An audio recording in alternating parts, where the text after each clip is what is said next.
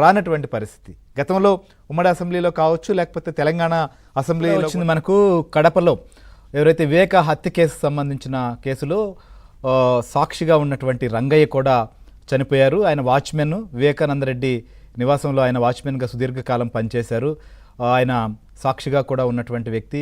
ఆయన సిబిఐ కూడా గతంలో పోలీసులు కావచ్చు, సిబిఐ కూడా విచారించారు. గతంలో ఆయనకు భద్రత కూడా కల్పించినటువంటి పరిస్థితి. కడప రిమ్స్లో ఆయన అనారోగ్యంతో చేరిన తర్వాత ఆయన మృతి చెందినటువంటి పరిస్థితి. చికిత్స బంధుతో కూడా రంగయ్య చనిపోయారు. సో ఈ హత్య సంబంధించినటువంటి విషయంలో సాక్షిగా ఈయన ఒక కీలకమైనటువంటి వ్యక్తిగా కూడా ఉన్నటువంటి పరిస్థితి. అప్పట్లో ఆ రోజు రాత్రి ఏం జరిగింది, ఏ రకంగా ఎవరెవరు బయట నుంచి వచ్చినటువంటి పరిస్థితి ఉంది, లేకపోతే ఈయనకి ఏం తెలుసు, ఇలాంటి అనేక అంశాలపైన కూడా రంగయ్యను సుదీర్ఘంగా విచారించి అనేక అంశాలను కూడా రికార్డ్ చేస్తున్నటువంటి పరిస్థితి. ఆయన అయితే మృతి చెందారు. సో దీనికి సంబంధించి బ్రేకింగ్. ఇక మనం పవన్ కళ్యాణ్, డిప్యూటీ సీఎం పవన్ కళ్యాణ్, జనసేన అధినేత, ఆయన 2 దశాబ్దాలుగా రాజకీయాల్లో ఉన్నటువంటి వ్యక్తి, పోటీ చేసినటువంటి అన్ని స్థానాల్లో కూడా గెలిచినటువంటి పార్టీ. దేశంలో ఇదొక రికార్డు కూడా.